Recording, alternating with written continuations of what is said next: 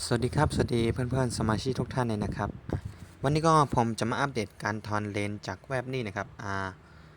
เว็บนี้นะครับที่ผมได้ลงไป4 เดือนที่แล้วนะครับนะครับผมจะกดลิงก์เข้าไปให้ดูนะครับนี่ก็ผมได้ทำการทอนไปแล้วนะครับเพื่อนๆชอบ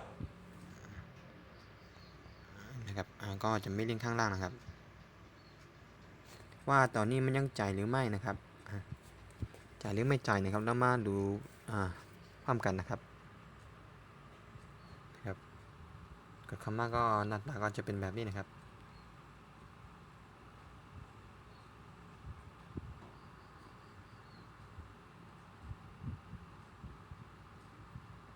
อันนี้นะครับอันนี้ก็ผมได้ทำการถอนไปแล้วนะครับผมขุดเหรียญตัวคอยนะครับอันนี้นะครับก็จะเป็นแบบนี้นะครับครับตอนนี้ก็ผมยังขุดอยู่นะครับนะครับชื่อแบบก็อยู่ตรงนี้นะครับอันนี้ครับผมถอนไปวันที่ขอให้ดูนะครับ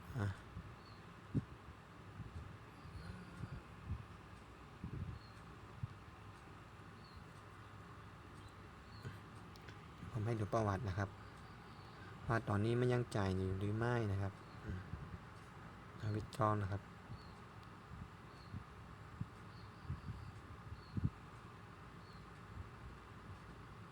อันนี้นะครับผมถอนไป5 เหรียญนะครับ5 ตัวนะครับวันที่30วันที่30นะครับก็ complete นะครับก็เข้านะครับเข้าไว้มากนะครับผมถอนไปช่วง11 โมงนะครับก็เข้ามานะครับผมไม่ดูในกระเป๋านะครับนี่นะครับ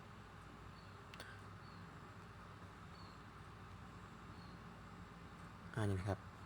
แต่ก็ลดการทำเนียมไปนิดหน่อยนะครับนี่นะครับก็เข้ามา4นะครับเข้ามาช่วงวันที่31นะครับอันนี้ครับเอาทูปานะครับก็ยังจ่ายเหมือนเดิมนะครับสำหรับแบบนี้นะครับอันนี้ผมไม่ได้ลงทุนนะครับผมก็ทำฟรีๆนะครับขนมาฟรีนะครับครับก็ถอนได้นะครับถ้าเพื่อนๆท่านไหนสนใจก็กดลิงก์ข้างล่างได้นะครับก็ลองมาขุดดูกันได้นะครับเพราะว่าทำฟรีๆนะครับเราไม่ได้เสียตังค์สักบาทนะครับนะครับเพื่อนๆสามารถกดได้นายเดนนะครับก็มีบิตคอยนะครับแล้วก็ตัวสคอยนะครับไอคอยนะครับก็มีหลายเหรียญให้กดนะครับเพื่อนๆอยากจะเก็บเหรียญใดก็กดเหรียญหน้านะครับแต่ที่ได้ถอนไว้ที่สุดนะครับก็เป็นเหรียญนี่นะครับเหรียญที่ผมกดไว้ตอนนี้นะครับเหรียญมานะครับนี่นะครับ